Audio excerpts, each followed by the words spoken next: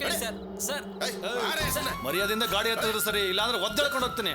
Sir ನಾನು ಕಳ್ಳ ಅಲ್ಲ ಸರ್, ವಿದ್ಯಾವಂತ ಸರ್. ಪ್ಲೀಸ್ ನನ್ನ ಮಾತು ಕೇಳಿ ಸರ್. ನೀನೇನು ಹೇಳೋದು ಬೇಡ, ಹತ್ತ ಗಾಡಿ. ಸರ್ ಪ್ಲೀಸ್ ಸರ್, ನನ್ನ ಮಾತು ಕೇಳಿ sir. Sir please sir. Archana ಒಂದು ನಿಮಿಷ ಇಳಿದು ಬಾರಮ್ಮ. ಏನಣ್ಣ? ಅಲ್ಲಿ ನೋಡಮ್ಮ. ನಾನು ತುಂಬ ಗೌರವದಿಂದ ಬಾಳ್ದವನು ಸರ್. ನಮ್ಮ ಮಾವ ತುಂಬ ದೊಡ್ಡ ವ್ಯಕ್ತಿ ಸರ್. ರಾಜಶೇಖರ್ ಹೆಸರು ಕೇಳಿರ್ಬೇಕಲ್ಲ ನೀವು? ಅದೇ ಸರ್, ರಾಜರಾಜೇಶ್ವರಿ ನಗರ ರಾಜಶೇಖರ್ ಅವ್ರ ಅಳಿಯ ಸರ್. ನಾನು ಅವ್ರ ಮನೆ ಅಳಿಯ ಆಗಿದ್ದೆ. ಆದರೆ ಒಂದು ಸಣ್ಣ ತಕರಾರಿಂದ ಅವ್ರು ನನ್ನನ್ನು ಮನೆಯಿಂದ ಆಚೆ ತಳ್ಳಿಬಿಟ್ರು. ಮೊದಲು ನಡೆದ ಒಂದು ಸಣ್ಣ ಘಟನೆಯಿಂದ ಈಗ ನಮ್ಮ ಅಪ್ಪ ಅಮ್ಮ ಕೂಡ ನನ್ನನ್ನು ಮನೆಗೆ ಸೇರಿಸ್ತಾ ಇಲ್ಲ. ನನ್ನ ಫ್ರೆಂಡ್ ರೂಮಲ್ಲಿ ಉಳ್ಕೊಳ್ಳೋಣ ಅಂತ ಅಲ್ಲಿ ಹೋಗಿದ್ದೆ ಸರ್. ಆದರೆ ಅವರು ಟೂರ್ ಹೋಗಿದ್ದಾರೆ ಸರ್. ಈಗ ಬೇರೆ ದಾರಿಗೆ ಗೊತ್ತಿಲ್ಲದೆ ಇಲ್ಲಿ ಬಂದು ಕೂತಿದ್ದೆ ಸರ್. ದಯವಿಟ್ಟು ನನಗೆ ಅವಮಾನ ಮಾಡಬೇಡಿ ಸರ್. ಇದೇ ಊರಲ್ಲಿ ತುಂಬ ಅನುಕೂಲವಾಗಿ ತುಂಬ ಗೌರವವಾಗಿ ಬಾಳ್ದವನು ಸರ್ ನಾನು. ಈಗ ಊಟನೂ ಇಲ್ಲದೆ, ಮಲ್ಗೋಕ್ಕೆ ಜಾಗನೂ ಇಲ್ಲದೆ, ಅನಾಥನ ಥರ ಇಲ್ಲಿ ಬಂದು ಕೂತಿದ್ದೀನಿ ಸರ್ ನಾನು.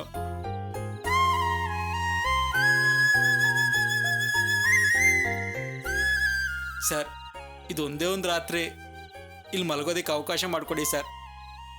ನಿಮಗೆ ಕೈ ಮುಗಿದು ಬೇಡ್ಕೊತೀನಿ ಸರ್, ಪ್ಲೀಸ್ ಸರ್.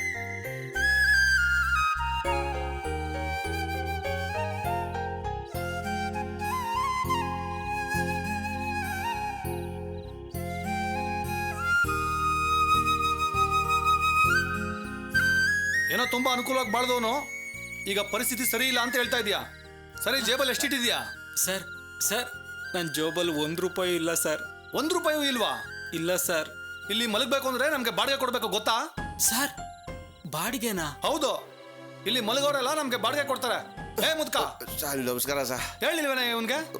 ಹೌದಪ್ಪ, ಇವ್ರಿಗೆ ಬಾಡಿಗೆ ಕೊಟ್ರೆ ಇಲ್ಲಿ ಮಲಗಕ್ಕೆ ಜಾಗ ಸಿಗೋದು. ಸರ್ ನನ್ನ ಹತ್ರ ಏನು ಇಲ್ವಲ್ಲ ಸರ್. ಏನು ಇಲ್ವಾ? ಪ್ಯಾಕೆಟಲ್ಲಿ ಏನಿದೆ ಅಂತ ಚೆಕ್ ಮಾಡ. ಜಬಲ್ ಏನೇ ಸರ್? ಏನೂ ಇಲ್ಲ ಬಿಡಿ sir. Sir sir mobile sir. Mobile sir. ಹಾ ಕೊಡಿಲಿ. ತೆಗಿಯ ವಾಚ, ತೆಗಿಯ ವಾಚ. ಸರ್ ಬಿಡಿ ಸರ್. ಸರ್ ಬಿಚ್ಚ ಸರ್ ಪ್ಲೀಸ್ ಸರ್. ಸರ್ ತಗೊಳ್ಳಿ ಸರ್. ಹಾ ಸರಿ, ಇದ್ರ ಒಂದು ವಾರದ ಬಾಡಿಗೆ ಜಮಾ ಮಾಡ್ಕೋತೀನಿ. ಮಲ್ಕೊಂಡು ಇದ್ದೇ ಮಾಡು ಸರ್. ಹತ್ತ ಗಾಡಿ ಸರ್ ಪ್ಲೀಸ್ ಸರ್.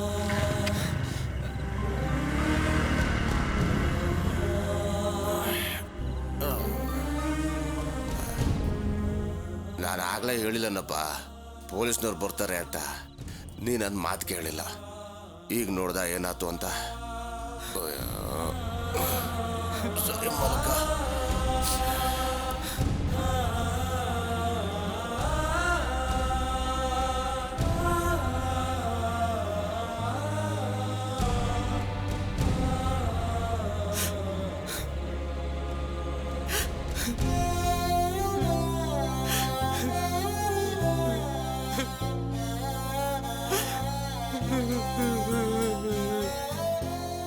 ಏನ್ ಅರ್ಚನಾ, ಅವನಿಗೋಸ್ಕರ ನೀನ್ ಅನ್ಕೋತಾ ಇದೀಯಾ? ಮನ್ಸು ಕೇಳ್ತಾ ಇಲ್ಲ.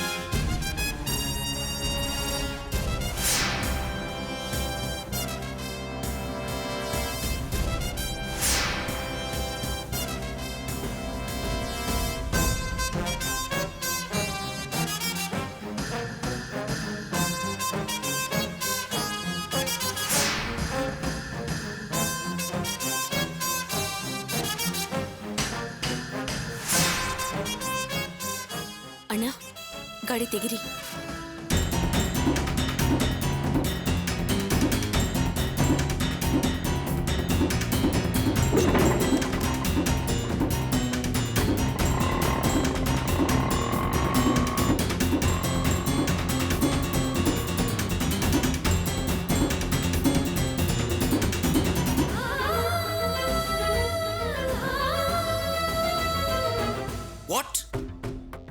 ಸೇಯಿಂಗ್ ಕಾವ್ಯ?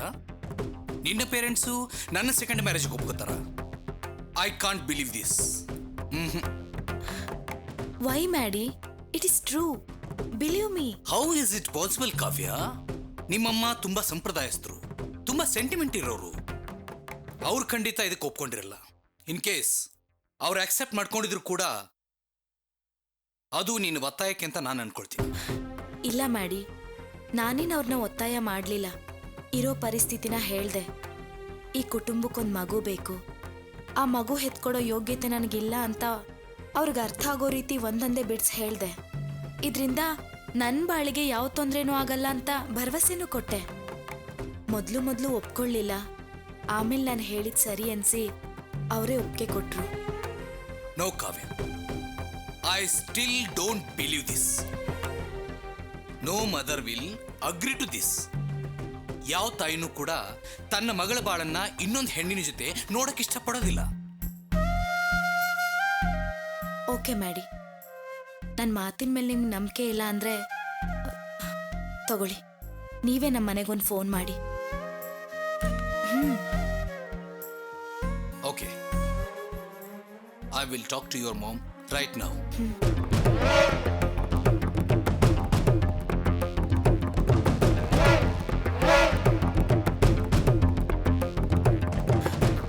ದೇವ್ರೆ, ನಾನು ಹೇಳಿರೋ ಹಾಗೆ ಅಮ್ಮನೂ ಪಾಸಿಟಿವ್ ಆಗಿ ಹೇಳಲಿ, ಬೇರೆ ಏನು ಬದಲಾಯಿಸಿ ಹೇಳಬಾರ್ದು please.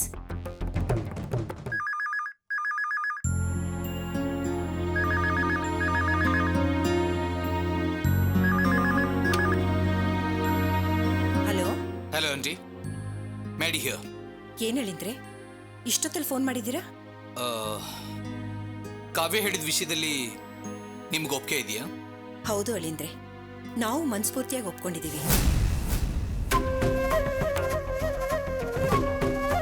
Aunty, are you sure? ಚೆನ್ನಾಗಿ ಯೋಚನೆ ಮಾಡಿ ಹೇಳಿ. ಫ್ಯೂಚರಲ್ಲಿ ನೀವು ನೊಂದ್ಕೋಬಾರ್ದು. ಕಾವ್ಯ ಹೇಳೋದು ನಮಗೆ ಸರಿ ಅನಿಸ್ತು, ಅದಕ್ಕೆ ನಾವೆಲ್ಲ ಒಪ್ಕೊಂಡಿದ್ದೀವಿ. ಆಂಟಿ, ಕಾವ್ಯ ಒತ್ತಾಯ ಮಾಡಿದ್ಲು ಅಂತ ನೀವು ಒಪ್ಕೊಂಡಿಲ್ಲ ತಾನೆ? Are you sure about this? ನೀವು ಸಂಪೂರ್ಣ ಮನಸ್ಸಿಂದ ಒಪ್ಕೊಂಡಿದ್ದೀರಾ? ಹೌದು ಅಳಿಂದ್ರೆ, ನೀವು ಯಾವ್ದ್ರ ಬಗ್ಗೆನೂ ಚಿಂತೆ ಮಾಡಬೇಡಿ. ಮುಂದೆ ಏನಾಗಬೇಕು ಅದ್ರ ಬಗ್ಗೆ ಗಮನ ಕೊಡಿ. Okay aunty.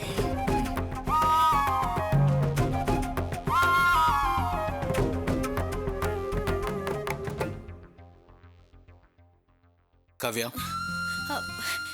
ಏನು ಹೇಳಿದ್ರು? ಅದೆಲ್ಲ ಇರಲಿ. ನೀನು ಕಣ್ಣು ಮುಚ್ಕೊಂಡು ಏನು ಮಾಡ್ತಿದ್ದೆ? ಏನಿಲ್ಲ, ನನ್ನ ಪೇರೆಂಟ್ಸು ನನ್ನ ಹತ್ರ ಒಪ್ಕೊಂಡ ಹಾಗೆ ನಿಮ್ಮ ಹತ್ರನೂ ಒಪ್ಕೊಳ್ಳಿ ಅಂತ ದೇವ್ರ ಹತ್ರ ಬೇಡ್ಕೋತಾ ಇದ್ದೆ. ಸೊ ನನಗಿಷ್ಟ ಇಲ್ದಿರೋ ಜೀವನನ ನಾನು ಜೀವನದಲ್ಲಿ ಕಷ್ಟಪಡೋದನ್ನ ನೋಡೋದಕ್ಕೋಸ್ಕರ ನೀನು ದೇವ್ರ ಹತ್ರ ಸಹಾಯ ಕೇಳ್ತಿದ್ಯಾ? ಹಾಗಲ್ಲ, ಅದೆಲ್ಲ ಇರಲಿ. ನೀವು ಯಾರ ಹತ್ರ ಮಾತಾಡಿದ್ರಿ? ಏನು ಹೇಳಿದ್ರು? ನಿಮ್ಮ ಅಮ್ಮನ ಹತ್ರ ಮಾತಾಡಿದೆ. ಏನಂದ್ರು ಅಮ್ಮ? ಅವರು ಇದಕ್ಕೆ ಒಪ್ಪಿಗೆ ಇದೆ ಅಂತ ಹೇಳಿದ್ರು. Oh, thank God, thank you, thank you. ನಾನು ಕಷ್ಟಪಡೋದನ್ನ ನೋಡೋದಕ್ಕೆ ನೀನು ಎಷ್ಟೊಂದು ತುಂಬಾ ಸಂತೋಷ ಪಡ್ತಿದ್ಯಾ Kavya. I never expected this from you. Maddy, ನಾನು ಬೇರೆ ದಾರಿ ಇಲ್ಲದೆ ಈ ನಿರ್ಧಾರಕ್ಕೆ ಬಂದೆ. ನನ್ನನ್ನು ಇಷ್ಟೊಂದು ಪ್ರೀತಿಸೋ ನೀವು ಚೆನ್ನಾಗಿರ್ಬೇಕು. ನಿಮಗೂ ಈ ಕುಟುಂಬಕ್ಕೂ ನಾನು ಒಳ್ಳೇದೇ ಮಾಡ್ತೀನಿ. ಅದನ್ನ ನೀವು ಅರ್ಥ ಮಾಡ್ಕೋತೀರಾ ಅನ್ಕೋತೀನಿ. ಪ್ಲೀಸ್ ಬೇಜಾರು ಮಾಡ್ಕೋಬೇಡಿ, ಪ್ಲೀಸ್. ಆಮೇಲೆ ಇನ್ನೊಂದು ಮುಖ್ಯವಾದ ವಿಷಯ, ನಾನು ನಿಮ್ಗೊಂದು ಹುಡುಗಿ ನೋಡಿದ್ದೀನಿ ಅಂತ ಹೇಳಿದ್ನಲ್ಲ, ಆ ಹುಡುಗಿ ಯಾರು ಗೊತ್ತಾ?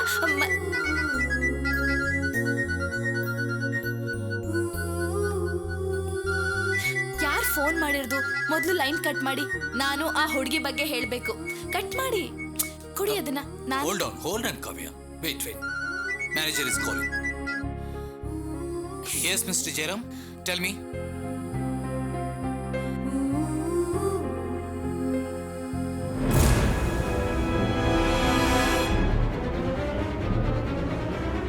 My God. Yes, ನಾನು ಈಗಲೇ ಬರ್ತೀನಿ. ಏನಾಯ್ತು? ಮ್ಯಾನೇಜರ್ ಕಾಲ್ ಮಾಡಿದ್ರು. ನಮ್ಮ ಲಾರಿ ಆಕ್ಸಿಡೆಂಟ್ ಆಗಿದೆ ಅಂತೆ. ಅವರು ಸ್ಪಾಟ್ ಹೋಗ್ತಿದಾರಂತೆ. ನಾನು ಸ್ಪಾಟ್ಗೆ ಹೋಗ್ಬೇಕು. ಬರ್ತೀನಿ. ಅಲ್ಲ ಮಾಡಿ.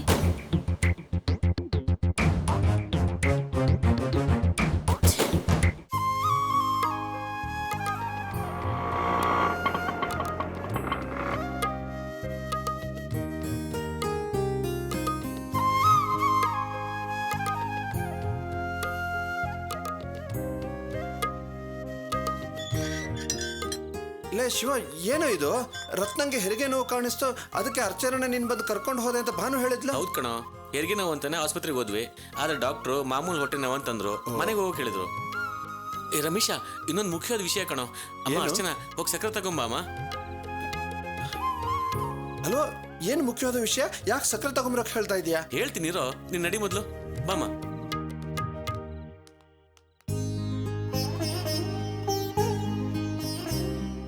ತಗೊಳ್ಳಿ ಅಣ್ಣ. ಏ ರಮೇಶ, ಬಾಯ್ ತೆಗಿಯೋ.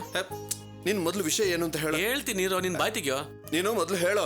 ಏ ರಮೇಶ, ನಿನ್ನ ಹಾಗೆ ಒಳ್ಳೆನಾಗಿದ್ರೆ ಈ ಜಗತ್ತಲ್ಲಿ ಬಾಳಕ್ಕೆ ಆಗಲ್ಲ ಅನ್ಕೊಂಡಿದ್ದೆ ಕಣೋ. ನೀನ್ ಹಾಗಾಗಿ ಹೇಳ್ತಿದ್ಯಲ್ಲ, ನ್ಯಾಯ ಪ್ರಾಮಾಣಿಕತೆ ಅಂತೆಲ್ಲ, ಅದಕ್ಕೆಲ್ಲ ಅರ್ಥನೇ ಇಲ್ಲ ಅನ್ಕೊಂಡಿದ್ದೆ ಕಣೋ. ಆದ್ರೆ ಈಗ ನಾವು ಮಾಡಿದ್ದನ್ನ ನಾವೇ ಅನುಭವಿಸ್ಬೇಕು ಅನ್ನೋದು ಅರ್ಥ ಆಗಿದೆ ಕಣೋ. ನೋಡು, ನೀನು ಏನ್ ಹೇಳಕ್ ಬರ್ತಾ ಇದೀಯ ಅಂತ ನನಗೆ ಅರ್ಥ ಆಗ್ತಾ ಇಲ್ಲ. ಮಾವನ ಜೊತೆ ಸೇರ್ಕೊಂಡು ನಿನ್ನ ಅಮ್ಮನ ಅವ್ರ ಕಡೆ ಮಾಡ್ಕೊಂಡು ನಿನ್ನನ್ನು ಅರ್ಚನನ್ನು ಮನೆಯಿಂದ ಆಚೆ ತಳಿದ್ನಲ್ಲ ಆ ವಾಸು, ಅವತ್ತು ನೀನು ಅರ್ಚನಾ ಯಾವ ಫುಟ್ಪಾತಲ್ಲಿ ಮಲಗಿದ್ರೋ, ಇವತ್ತು ವಾಸು ಅದೇ ಫುಟ್ಪಾತಲ್ಲಿ ಅನಾಥನ್ ಥರ ಮಲಗಿದಾನೆ ಕಣೋ. ಏ, ಏನು ಹೇಳ್ತಾ ಇದೀಯ ನೀನು? ಹೌದು ಕಣೋ, ವಾಸುನ ಅವ್ರ ಮಾವ ಹೊಡೆದು ಆಚೆ ತಳಿದಾನೆ. ಎಲ್ಲಿಗೆ ಹೋಗ್ಬೇಕಂತ ಗೊತ್ತಾಗ್ದೆ ನೇರವಾಗಿ ನಿಮ್ಮ ಮನೆಗೆ ಹೋಗಿದ್ದಾನೆ.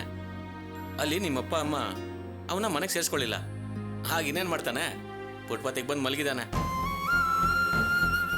ಪೊಲೀಸ್ನವ್ರು ಅವನ್ನ ಸುಮ್ಮನೆ ಬಿಡ್ತಾರ? ಅವ್ರು ಬಂದು ಅವನಿಗೆ ಬೈದು ಹೊಡೆದು ಅವ್ನ ಮೊಬೈಲು ದುಡ್ಡನ್ನೆಲ್ಲ ಕಿತ್ಕೊಂಡು ಹೊರಟೋದ್ರು. ವಾಸು ಗೋಳೋ ಅಂತ ಅಳ್ತಾ ಇದ್ದ. ಅದನ್ನ ನೋಡಿ ಅರ್ಚನಾಗೆ ನಮಗೂ ತುಂಬ ಸಂತೋಷ ಆಯಿತು. ಅದೇ ಸಂತೋಷದಲ್ಲಿ ನಾವಿಲ್ಲಿಗೆ ಬಂದಿದ್ದು. ನೀವು ಮೊದಲು ಬಾಯ್ ತೆಗಿ, ನಾನು ಹೇಳ್ತೀನಿ. ಬಿಡ ಅರ್ಚನಾ, ಇವನ್ ಹೇಳ್ತಾ ಇರೋದು ನಿಜಾನ? ವಾಸು ಫುಟ್ಪಾತಲ್ಲಿ ಮಲಗಿದ್ದಾನ, ನೀನ್ ನೋಡಿದ್ಯಾ? ಹೌದು, ನಾನು ನನ್ನ ಕಣ್ಣಾರೆ ನೋಡ್ಕೊಂಡು ಬಂದೆ. ಅಪ್ಪ ಫೋನ್ ಮಾಡಿ ವಾಸುನ ಮನೆ ಒಳಗೆ ಸೇರಿಸ್ಕೊಳ್ಳಿಲ್ಲ ಅಂತ ಹೇಳಿದ್ರು. ಅವನು ಯಾವುದೋ ಫ್ರೆಂಡ್ ಮನೆಗೆ ಹೋಗಿರ್ತಾನೆ ಅಂತ ನಾನು ಅಂದ್ಕೊಂಡೆ. ಆದರೆ ಹೀಗೆ ಫುಟ್ಪಾತಲ್ಲಿ ಮಲಗಿರ್ತಾನೆ ಅಂತ ನಾನು ಯೋಚನೆ ಕೂಡ ಮಾಡಿರ್ಲಿಲ್ಲ. ಅರ್ಚನಾ, ವಾಸು ಆ ಪರಿಸ್ಥಿತಿಲಿ ಇದ್ದಿದ್ದನ್ನ ನೋಡಿ ಇವನೇನೋ ಸಂತೋಷ ಪಟ್ಟ, ಆದ್ರೆ ನೀನು ಕೂಡ ಸಂತೋಷ ಪಟ್ಟ್ಯಾ? ನಿನ್ ಮನಸ್ಸಿಗೆ ಸ್ವಲ್ಪನೂ ದುಃಖ ಆಗ್ಲಿಲ್ವಾ? ನೋಡಿದಾಗ ಮೊದಲು ದುಃಖ ಆಯ್ತು, ಕರುಣೆಯಿಂದ ಸಹಾಯ ಮಾಡೋಣ ಅನ್ಕೊಂಡೆ. ಆದ್ರೆ ಆ ಕ್ಷಣದಲ್ಲಿ ಅವನ್ ಮಾಡಿದ ಪ್ರತಿಯೊಂದು ಅನ್ಯಾಯನೂ ಕಣ್ಮುಂದೆ ಬಂತು. ಅಂಥವ್ರಿಗೆ ಸಹಾಯ ಮಾಡಿದ್ರೆ ಆ ದೇವ್ರು ಕೂಡ ನನ್ನ ಕ್ಷಮಿಸೋದಿಲ್ಲ ಅಂತ ಆಗ್ಲಿ ನನ್ನ ನಿರ್ಧಾರನ ಬದಲಾಯಿಸ್ಕೊಂಡೆ. ಏ ರಮೇಶ, ಈ ವಿಷಯ ಗೊತ್ತಾದ್ರೆ ನೀನ್ ತುಂಬಾ ಸಂತೋಷ ಪಡ್ತಿದ್ದೆ ಅನ್ಕೊಂಡೆ. ನೀನ್ ನೋಡಿದ್ರೆ ಅವನಿಗೆ ಕರುಣೆ ತೋರಿಸಿ ಮಾತಾಡ್ತಿದ್ಯಲ್ಲೋ. ಯಾಕೆ ತಮ್ಮ ಅನ್ನೋ ಪ್ರೀತಿ ಉಕ್ಕಿ ಬರ್ತಾ ಇದ್ಯಾ? ಅವ್ನ್ ಮಾಡಿರೋ ದ್ರೋಹ ಎಲ್ಲ ಮರ್ತೋಯ್ತಾ? ಇದು ಪ್ರೀತಿ ಅಲ್ಲ ಅರ್ಚನಾ, ಮಾನವೀಯತೆ. ಯಾರೇ ಆಗಿದ್ರು ಸರಿ, ನಮ್ ಕಣ್ ಮುಂದೆ ಒಬ್ರು ಕಷ್ಟ ಪಡ್ತಿರೋದನ್ನ ನೋಡಿ ನಾವು ಸಂತೋಷ ಪಡೋದು ಒಳ್ಳೆ ಗುಣ ಅಲ್ಲ, ಕೆಟ್ಟ ಗುಣ, ರಾಕ್ಷಸ ಗುಣ ಅದು. ಈಗ ನೀವೆಲ್ಲರೂ ಅದನ್ನ ನೋಡಿ ಸಂತೋಷ ಪಟ್ಟಿದ್ದು ಅಲ್ಲದೆ ನಾನು ಕೂಡ ಸಂತೋಷ ಪಡಬೇಕು ಅಂತ ಅಂತಿದ್ದೀರಲ್ಲ. ಅರ್ಚನಾ, ನೀನ್ ಇಷ್ಟೇನ ನನ್ನನ್ನು ಅರ್ಥ ಮಾಡ್ಕೊಂಡಿದ್ದು? ಏ ರಮೇಶ, ಬೇಡ ಕಣೋ. ತಮ್ಮ ಅಂತ ಪ್ರೀತಿ ತೋರ್ಸಕ್ ಹೋದ್ರೆ ನೀನ್ ಮತ್ತೆ ಹಳೆ ಸ್ಥಿತಿಗೆ ಬಂದ್ಬಿಡ್ತೀಯ. ನಿನಗೆ ಜ್ಞಾಪಕ ಇದೆಯೇನೋ, ನಿನ್ ತಮ್ಮ ನಿಂಗೆ ದ್ರೋಹ ಮಾಡ್ದಾಗ್ಲೆಲ್ಲ ದೇವ್ರು ನನ್ನೊಬ್ಬ ಇದ್ದಾನೆ, ಆ ವಾಸು ಖಂಡಿತ ಅನುಭವಿಸ್ತಾನೆ ಅಂತ ನಾನು ಹೇಳಿದ್ದೆ. ಅದೇ ಈಗ ನಡೆದಿರೋದು. ದೇವ್ರು ಇದ್ದಾರೆ ಅಂತ ಈಗ ಗೊತ್ತಾಯ್ತು. ಲೇ ಶಿವ, ಯಾರು ಆಧರಣೆ ಇಲ್ಲದೆ ಅನಾಥರ ತರ ಫುಟ್ಪಾತಲ್ಲಿ ಮಲಗಿರೋ ಅವನಿಗೆ 4 ಸಮಾಧಾನದ ಮಾತಾಡಿ ಮನೆಗೆ ಕರ್ಕೊಂಡ್ ಬಂದಿದ್ರೆ ಅವನು ಮಾಡಿರೋ ತಪ್ಪನ್ನೆಲ್ಲ ನೆನೆಸ್ಕೊಂಡು ಅಳ್ತಾ ಇದ್ದ. ಛೇ, ಅದೇ ಅವನಿಗೆ ದೊಡ್ಡ ಶಿಕ್ಷೆ ಆಗಿರೋದು. ಹಾಗಾದ್ರೆ ಹೋಗಿ ಅವನ್ನ ಕರ್ಕೊಂಡ್ ಬಂದು ಸಮಾಧಾನ ಮಾಡಿ ಆಶ್ರಯ ಕೊಡಿ. ಅವನು ಅವನ ಹಳೆ ಚಾಳಿನೇ ಬೆಳೆಸ್ಕೊಳ್ಳಿ. ಒಬ್ಬ ಮನುಷ್ಯ ಒಳ್ಳೆಯವನಾಗಿರೋದು ತಪ್ಪಲ್ಲ ರೀ, ಆದ್ರೆ ಈ ರೀತಿ ಅನ್ಯಾಯಕ್ಕೆಲ್ಲ ಒಳ್ಳೆಯವನಾಗಿರೋದು ತುಂಬಾ ತಪ್ಪು. ಅರ್ಚನಾ, ಅರ್ಥ ಮಾಡ್ಕೊಳ್ದೆ ಮಾತಾಡಬೇಡ. ವಾಸು ಮಾತ್ರ ನಮಗೆ ದ್ರೋಹ ಮಾಡಿದ್ನಾ? ಅಮ್ಮ ಕೂಡ ನಮಗೆ ದ್ರೋಹ ಮಾಡಿಲ್ವಾ?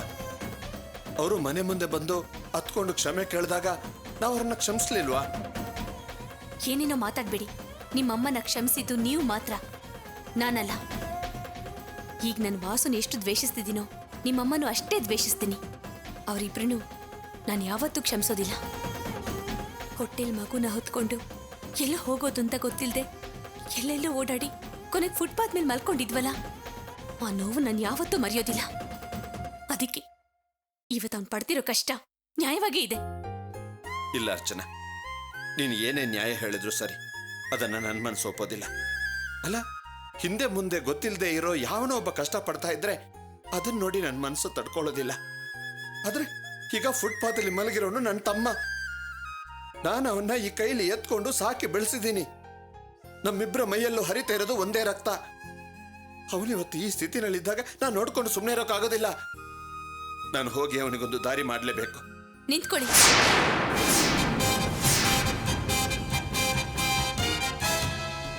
ಇದೇ ನಿಮ್ ನಿರ್ಧಾರ ಅನ್ನೋದಾದ್ರೆ ನನ್ನ ನಿರ್ಧಾರನು ಏನು ಅಂತ ಕೇಳ್ಕೊಂಡೆ ಹೋಗಿ. ಏನ್ ನಿನ್ನ ನಿರ್ಧಾರ? ನೀವ್ ಅವನ ಹುಡುಗಿ ಇಲ್ಲಿ ಕರ್ಕೊಂಡ್ ಬರೋ ಅಷ್ಟೊತ್ತಿಗೆ ನಾನು ಇಲ್ಲಿರೋದಿಲ್ಲ. ಅರ್ಚನಾ, ನೀನ್ ಹೀಗ್ ಮಾತಾಡ್ತೀಯ ಅಂತ ನಾನು ಅಂದ್ಕೊಂಡಿರ್ಲಿಲ್ಲ. ಇನ್ನೇನ್ ಮಾತಾಡ್ಬೇಕು ಅಂತ ಹೇಳ್ತೀರಿ? ನಿಮ್ ಜೊತೆನೆ ಇದ್ದು ನೂರಾರು ಕಷ್ಟಗಳನ್ನ ಅನುಭವಿಸಿ ಹೇಗೋ ಬಾಳೋಣ ಅಂತ ನಿಮಗ್ ಧೈರ್ಯ ತುಂಬಿದ್ ನನಗಿಂತ ನಿಮಗ್ ನಿಮ್ ತಮ್ಮನೇ ಮುಖ್ಯ ಅಂತ ನಿರ್ಧಾರ ಮಾಡೋದಾದ್ರೆ ನಾನೇನ್ ಮಾಡ್ಲಿ? ಅಮ್ಮ ಅರ್ಚನಾ, ಕರೆಕ್ಟಾಗಿ ಹೇಳಿದೆಮ್ಮ. ನೋಡೋ, ಇಷ್ಟೆಲ್ಲ ಆದ್ಮೇಲೂ ನಿನ್ನ ವಾಸಕ್ಕೆ ಸಹಾಯ ಮಾಡಕ್ ಹೋದ್ರೆ ನನ್ನನ್ನು ಮರ್ತು ಬಿಡು. ಇಲ್ಲಿಗೆ ನಿನ್ನ ಫ್ರೆಂಡ್ಶಿಪ್ ಕಟ್ಟಾಯ್ತು ಅಂತ ಇಟ್ಕೋ. ಹೌದಣ್ಣ, ನಾನು ಅರ್ಚನಾ ಕಡೆನೆ. ಇದ್ರ ಮೇಲೂ ನೀವು ವಾಸುಗ್ ಸಹಾಯ ಮಾಡ್ತೀನಿ ಅಂತ ಹೋದ್ರೆ ಈ ನಿಮ್ ತಂಗಿನ ಮರ್ತು ಬಿಡಿ. ಅಮ್ಮ ಅರ್ಚನಾ, ಇನ್ಮೇಲೆ ಇವನು ಹೋಗಲ್ಲ ಅನ್ಕೊಂಡಿದ್ದೀನಿ. ಯಾಕಂದ್ರೆ ಈ ಜಗತ್ನಲ್ಲಿ ನಿನಗಿಂತ ಅವನಿಗೆ ಯಾರೂ ಮುಖ್ಯ ಅಲ್ಲ. ಮಿಕ್ಕಿದೆಲ್ಲ ಬೆಳಿಗ್ಗೆ ಮಾತಾಡೋಣ. ನಾವಿನ್ನು ಹೊರಡ್ತೀವಿ. ನಡಿ ರತ್ನ, ಹೋಗೋಣ. ಬರ್ತೀನಿ ಅರ್ಚನಾ.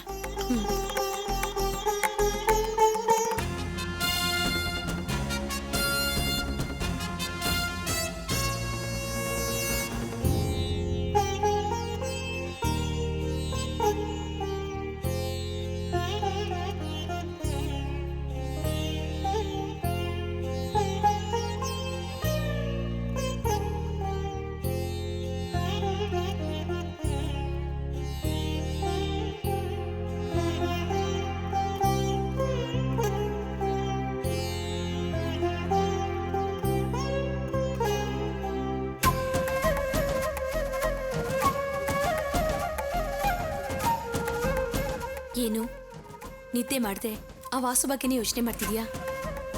ಹೌದು ಅರ್ಚನಾ, ಅವನು ಕಷ್ಟಪಡ್ತಾ ಇರೋ ವಿಷಯ ನನಗೆ ಗೊತ್ತಾಗದೇ ಇದ್ದಿದ್ರೆ ಪರವಾಗಿರ್ಲಿಲ್ಲ. ನೀನು ಹೇಳಿ ವಿಷಯ ಗೊತ್ತಾದ ಮೇಲೆ ನಾನು ಹೇಗೆ ನೆಮ್ಮದಿಯಿಂದ ನಿದ್ದೆ ಮಾಡಲಿ? ನೋಡು, ನಿನ್ಗಿರೋ ಒಳ್ಳೆ ಗುಣ ನನ್ಗೆ ಅರ್ಥ ಆಗುತ್ತೆ. ನೀನು ಒಳ್ಳೆ ಗುಣನ ದುರುಪಯೋಗ ಪಡಿಸ್ಕೊಂಡು ಅವ್ರು ನಿನಗೆ ಮಾಡಿರೋ ದ್ರೋಹನ, ಅನ್ಯಾಯನ ನೀನ್ ಬೇಕಾದ್ರೆ ಕ್ಷಮಿಸ್ಬೋದು, ಮರಿಬೋದು. ಆದ್ರೆ ನಾನು ಯಾವತ್ತೂ ಮರೆಯೋದಿಲ್ಲ, ಕ್ಷಮಿಸೋದು ಇಲ್ಲ. ನನಗ್ ನೀನ್ ಮುಖ್ಯ, ನಮ್ ಮಗು ಭವಿಷ್ಯ ಮುಖ್ಯ, ನಮ್ ಜೀವನ ಮುಖ್ಯ. ಅದಕ್ಕೆ ನಾನು ನಿನ್ನ ಹತ್ರ ಕೋಪದಿಂದ ಹಾಗೆ ಮಾತಾಡಿದ್ದು. ನನ್ ಮನ್ಸಲ್ಲೂ ಕೂಡ ಕರುಣೆ ಇದೆ, ಪ್ರೀತಿ ಇದೆ, ಅಕ್ಕರೆ ಇದೆ. ಇದೆಲ್ಲದಕ್ಕಿಂತ ಹೆಚ್ಚಾಗಿ ನಮ್ ಭವಿಷ್ಯದ ಬಗ್ಗೆ ಭಯ ಇದೆ. ವಾಸುನು ಅಷ್ಟೇ, ಅವ್ರ ಅಮ್ಮನೂ ಅಷ್ಟೇ. ಪ್ರೀತಿ ತೋರಿಸಿ ನಿನ್ನ ನಂಬಿಸಿ ಯಾಮಾರಿಸಿರೋರು. ಅವ್ರು ನಮಗ್ ಮಾಡಿರೋ ದ್ರೋಹನೆಲ್ಲ ದಾಟಿ ಈಗ ತಾನೆ ನಾವು ಸ್ವಲ್ಪ ಸ್ವಲ್ಪ ಮುಂದೆ ಬರ್ತಾ ಇದೀವಿ. ಈಗ ಮತ್ತೆ ಅವ್ರನ್ನ ನಮ್ ಜೊತೆ ಸೇರಿಸ್ಕೊಂಡ್ರೆ, ಮತ್ತೆ ನಾವು ಫುಟ್ಪಾತ್ಗೆ ಹೋಗ್ಬೇಕಾಗಿ ಬಂದ್ರೆ, ಮೊದ್ಲೇ ನಾವು ಅನುಭವಿಸಿರೋ ನೋವು ಈಗ್ಲೂ ನನ್ನ ಮನ್ಸಲ್ಲಿ ಹಾಗೆ ಉಳ್ಕೊಂಡಿದೆ. ಮತ್ತೆ ಆ ನೋವನ್ನು ತಡ್ಕೊಳ್ಳೋ ಶಕ್ತಿ ಆಗ್ಲಿ, ತಾಳ್ಮೆ ಆಗ್ಲಿ ನನ್ನ ಮನ್ಸಲ್ಲಿ ಇಲ್ಲ. ಅಷ್ಟೇ ಅಲ್ಲ, ಆಗ ನಾವಿಬ್ಬರೇ ಇದ್ವಿ, ಹೋರಾಡಿ ಹೇಗೋ ನಿಭಾಯಿಸಿದ್ವಿ. ಆದ್ರೆ ಈಗ ನಮ್ಮ ಹತ್ರ ನಮ್ಮ ಮಗು ಇದೆ. ಸ್ವಲ್ಪ ಯೋಚನೆ ಮಾಡು.